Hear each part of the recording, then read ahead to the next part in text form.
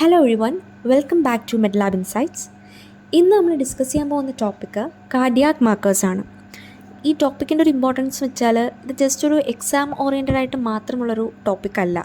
പക്ഷേ ഇപ്പോൾ നമ്മളൊരു ഡേ ടു ഡേ വർക്ക് ലൈഫിൽ നമ്മൾ ഒരുപാട് ടെസ്റ്റുകൾ കാണുന്നുണ്ട്. അതിൽ അക്കൂട്ടത്തിൽ ഏറ്റവും കൂടുതൽ ഇമ്പോർട്ടൻ്റ് ആയിട്ട് നമ്മൾ സ്ഥിരം കാണുന്ന ഒരു ഗ്രൂപ്പ് ഓഫ് ടെസ്റ്റുകളിലുള്ളതാണ് കാർഡിയാക് മാർക്കേഴ്സ്. സോ അതിനെപ്പറ്റി നമുക്ക് വർക്ക് ലൈഫിലും നോളജ് ഉണ്ടായിരിക്കേണ്ടത് വളരെ അത്യാവശ്യമാണ്. സോ ഇന്ന് നമ്മൾ ഡിസ്കസ് ചെയ്യാൻ പോകുന്നത് ഈ ടോപ്പിക്കിനെ പറ്റിയാണ്. So let's begin the class. എന്താണ് cardiac markers? Those are analytes that are used to measure or assess the occurrence of myocardial infarction or the extent of damage caused by cardiovascular diseases. ഇപ്പോൾ നമ്മുടെ ഹാർട്ടിനൊരു damage സംഭവിക്കുന്നു, ഒരു block സംഭവിക്കുന്നു. അപ്പോൾ നമ്മുടെ ഹാർട്ടിലേക്കുള്ള blood supply കുറയും. സ്വാഭാവികമായി അവിടെ ഇസ്കീമിയ രൂപപ്പെടും. Ischaemia means lack of oxygen supply. അപ്പോൾ നമ്മുടെ ഹാർട്ട് മസിലിലേക്ക് ഓക്സിജൻ സപ്ലൈ കുറയുമ്പോൾ ഹാർട്ട് മസിൽസ് ഡാമേജ് ആവാൻ സ്റ്റാർട്ട് ചെയ്യും.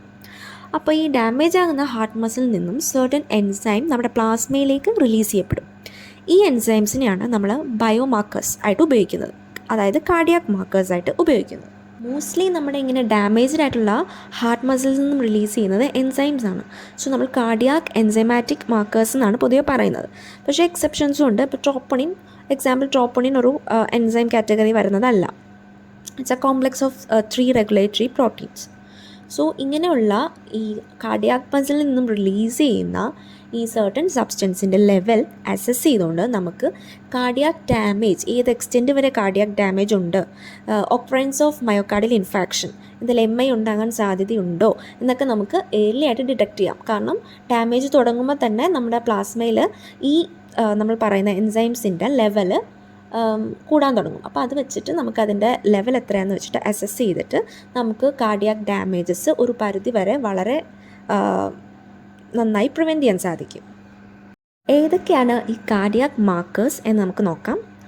Creatine kinase, troponins, natriuretic peptide, myoglobin, LDH and AST. ഇത്രയാണ് നമ്മൾ ഇന്ന് ഡിസ്കസ് ചെയ്യാൻ പോകുന്ന കാർഡിയാക് മാർക്കേഴ്സ്. നെക്സ്റ്റ് നമ്മൾ ഡിസ്കസ് ചെയ്യാൻ പോകുന്നത് ക്രിയാറ്റിൻ കൈനേസിനെ പറ്റിയാണ്. It's an enzyme which is expressed by various tissues and cell types, especially it is localized in skeletal muscle, brain, cardiac muscles, etc. And it catalyzes a reaction responsible for the formation of ATP in tissues. ഞാൻ ആ reaction ഇവിടെ കൊടുത്തിട്ടുണ്ട്. Creatine in presence of creatine kinase, ATP is utilized and converted to ADP to form that's high energy creatine phosphate. Creatine kinase normal value in males it's 15 to 100 units per liter. In females it's 10 to 80 units per liter. അപ്പോൾ ഒരു heart damage ഉണ്ടായതിനു ശേഷം എൻ്റെ its value start to rise within 3 to 6 hours. ഒരു 3 to 6 മണിക്കൂറിനുള്ളിൽ തന്നെ നമ്മുടെ value rise ചെയ്യാൻ തുടങ്ങും. And it will reach its peak in 18 to 24 hours. 24 hours അത് പീക്ക് വാല്യൂ എത്തും.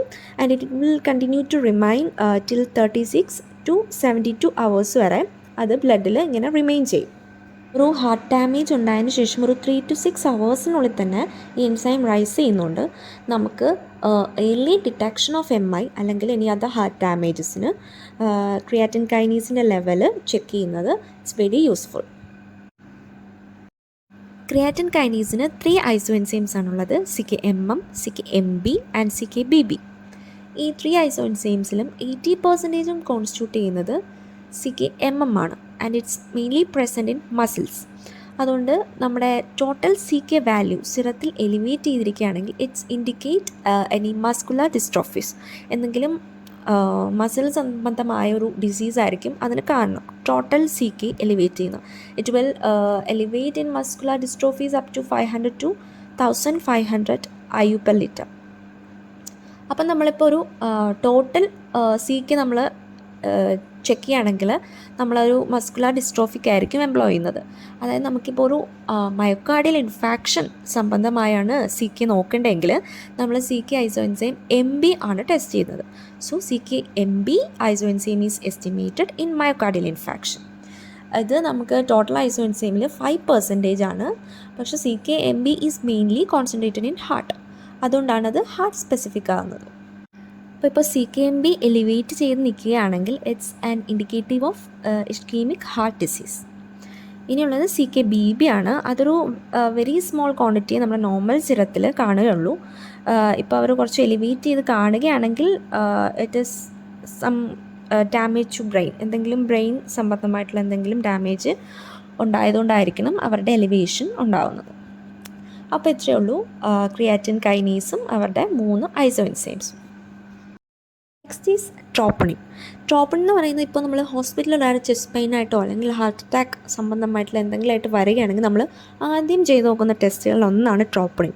Because it's very specific to ഹാർട്ടിന് വളരെ സ്പെസിഫിക് ആയിട്ടുള്ള ഒരു ടെസ്റ്റാണ് ട്രോപ്പണിൻ.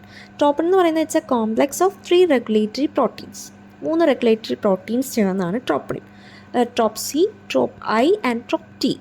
ഇതിൽ trop C is less specific ആണ്. ട്രോപ്പ് ഐയും ട്രോപ്പ് ടിയുമാണ് കാർഡിയാക് സ്പെസിഫിക് ആയിട്ടുള്ളത്. ഇതിൽ ട്രോപ്പ് ടിയും ട്രോപ്പ് ഐയും 95% ഈസ് പ്രസൻറ്റ് ഇൻ കാർഡിയാക് മയോഫൈബ്രിൽസിലാണ് പ്രസൻറ്റ് ചെയ്യുന്നത്. അതുകൊണ്ടാണ് അവർ സ്പെസിഫിക് ആയിട്ട് നമ്മൾ പറയുന്നത്. So they are extensively used as diagnostic and prognostic indicators in the management of myocardial infarction and acute coronary syndrome.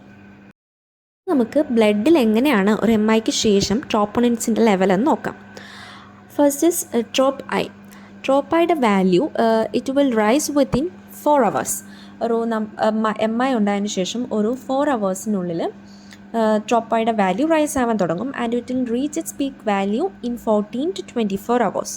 14 to 24 hours peak value ആകും. And it will remain in the blood for 3 to 5 days. 3 to 5 days വരെ അത് ബ്ലഡിൽ remain ചെയ്യും. ഇനി troponin T ആണെങ്കിൽ it onset is within 6 hours. 6 hours അതിൻ്റെ value rise ആവാൻ തുടങ്ങും. And peak value it's at 72 hours. 72 hours peak value കാണുന്നത്. And it will remain in blood for 7 to 14 days വരെ, 2 ആഴ്ച വരെ ട്രോപ്പ് ടിയുടെ വാല്യൂ ബ്ലഡിൽ റൈസ് ആയിട്ട് നിൽക്കും. Next is natriuretic peptide. Natriuretic peptide ഫാമിലിയിൽ 3 പെപ്റ്റൈഡ്സ് ആണ് ഉള്ളത്. Atrial natriuretic peptide, brain natriuretic peptide and C type natriuretic peptide. ഇതിൽ നമുക്ക് സിഗ്നിഫിക്കൻ്റ് ആയിട്ട് കാർഡിയാക് മാർക്കേഴ്സ് ആയിട്ടുള്ളത് ബ്രെയിൻ നേട്രിയൂററ്റിക് പെപ്റ്റൈഡ് ആണ്.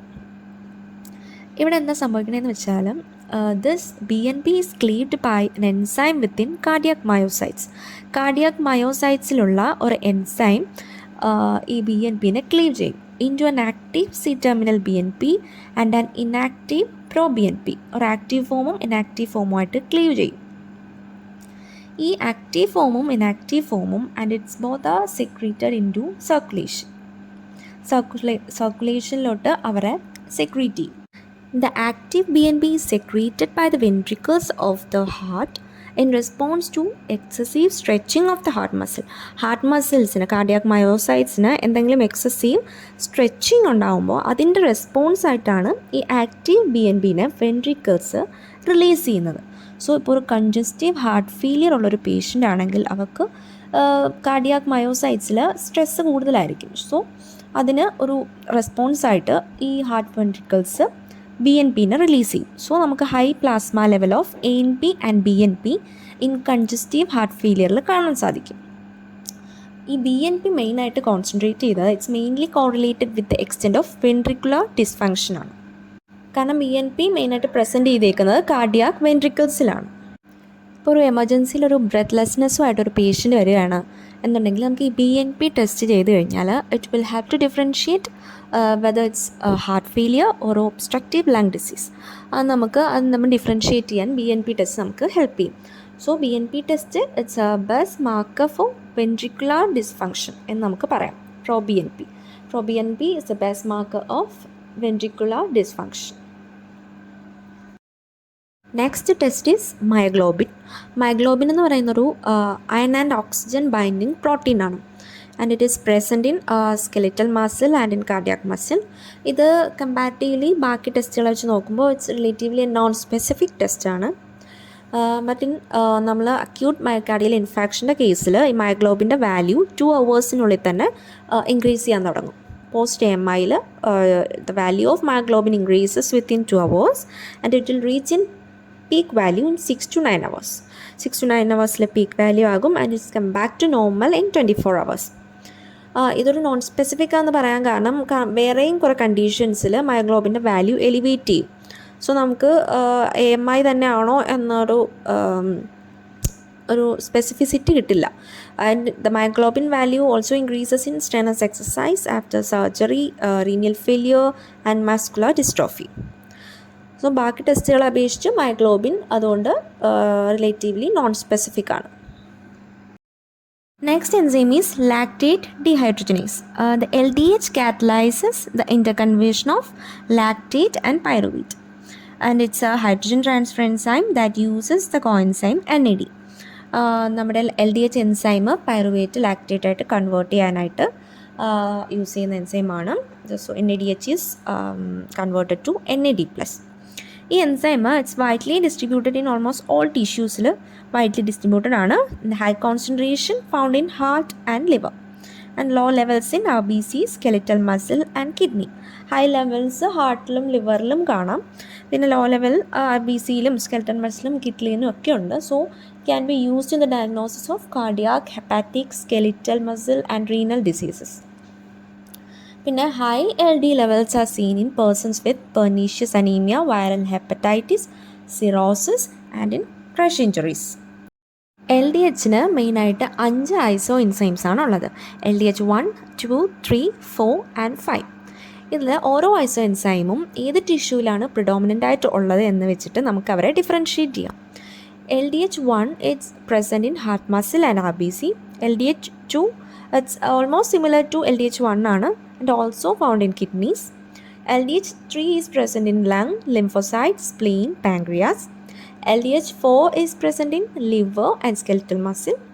LDH5 similar to LDH4. ഇതിൽ ഏറ്റവും കൂടുതലായിട്ട് കാണുന്ന ഐസോഎൻസൈം LDH2 ആണ്.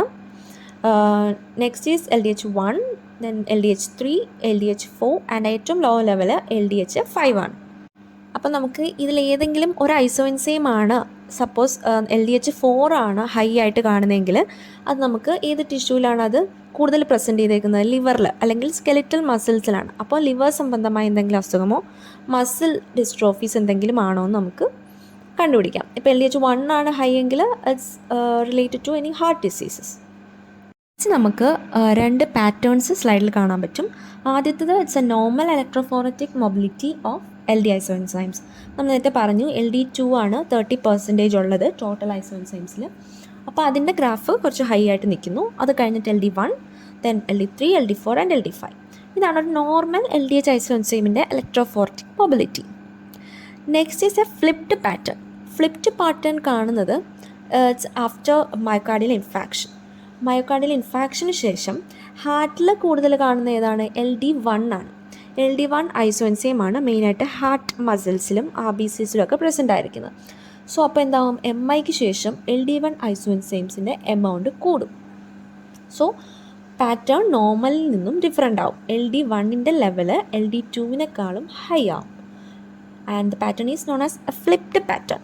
സോ ഫ്ലിപ്ഡ് പാറ്റേണിൽ LD1ൻ്റെ ലെവലായിരിക്കും LD2വിനേക്കാളും കൂടുതൽ. നോർമൽ പാറ്റേണിൽ എപ്പോഴും LD2 ആയിരിക്കും ഹൈ ലെവലിലുള്ളത്. So flipped pattern is seen in myocardial infarction and it's also observed in haemolysis. Next enzyme is aspartate aminotransferases. It's also known as STOT and it's a pyridoxal phosphate that is vitamin B6 dependent transaminase enzyme. നമുക്ക് സ്ലൈഡിൽ reaction കാണാൻ പറ്റുന്നുണ്ട്. ST catalyzes the reversible transfer of an alpha amino group between aspartate and glutamate and as such it's an important enzyme in amino acid metabolism. amino acid metabolismത്തിലെ ഒരു important എൻസൈമാണ് aspartate aminotransferases. ഈ AST മെയിനായിട്ട് നമുക്ക് ലിവറിലുണ്ട്, ഹാർട്ടിലുണ്ട്, skeletal muscle, kidney, brain, red blood cell, gall bladder എല്ലായിടവും present ചെയ്യുന്നുണ്ട്. AST മെയിനായിട്ടൊരു ലിവർ മാർക്കറാണ് യൂസ് ചെയ്യുന്നത്. ലിവർ മാർക്കറായിട്ടാണ് മെയിൻലി യൂസ് ചെയ്യുന്നത്. It's increases drastically in hepatitis and malignancies of liver മാലിഗ്നൻസീസിലും ഹെപ്പറ്റൈറ്റിസിലും ഒക്കെയാണ് മെയിനായിട്ട് AST ഇൻക്രീസ് ചെയ്യുന്നത്. MIയിലും കൂടും. നമ്മൾ ഓൾഡൻ ഡേയ്സിൽ നമ്മൾ AST ഉപയോഗിച്ചിരുന്നു MIയുടെ മാർക്കറായിട്ട്. പക്ഷേ ഇപ്പോൾ ട്രോപ്പോണിൻസ് ഒക്കെ വന്നതുകൊണ്ട് it's replaced by troponins. Normal level 8 to 20 units per litre ആണ്. നോർമലി ആഫ്റ്റർ MIക്ക് ശേഷം ഒരു 24 to 48 hours ഈ ESTയുടെ ലെവൽ ഇൻക്രീസ് ചെയ്യാൻ തുടങ്ങും. And it will reach in 4 to 5 days it's peak value ഒരു 4 to 5 days വരും. And it will remains in the blood four duration of 10 to 12 days വരെ അത് ബ്ലഡിൽ റിമെയിൻ ചെയ്യും. അപ്പോൾ ഇത്രയാണ് കാർഡിയാക് മാർക്കേഴ്സ്. ഞാൻ മാക്സിമം എലാബറേറ്റ് ചെയ്യാതെ ജസ്റ്റ് സ്ട്രെയിറ്റ് ടു പോയിൻ്റ് എന്ന രീതിയിലാണ് ക്ലാസ് എടുത്തേക്കുന്നത്. നിങ്ങൾക്ക് എന്തെങ്കിലും സജഷൻസോ ഡൗട്ട്സോ ഉണ്ടെങ്കിൽ കമൻറ്റ് ചെയ്യുക. ഈ വീഡിയോ ഇഷ്ടപ്പെട്ടെങ്കിൽ ലൈക്ക് ചെയ്യുക, സബ്സ്ക്രൈബ് ചെയ്യുക. Thank you.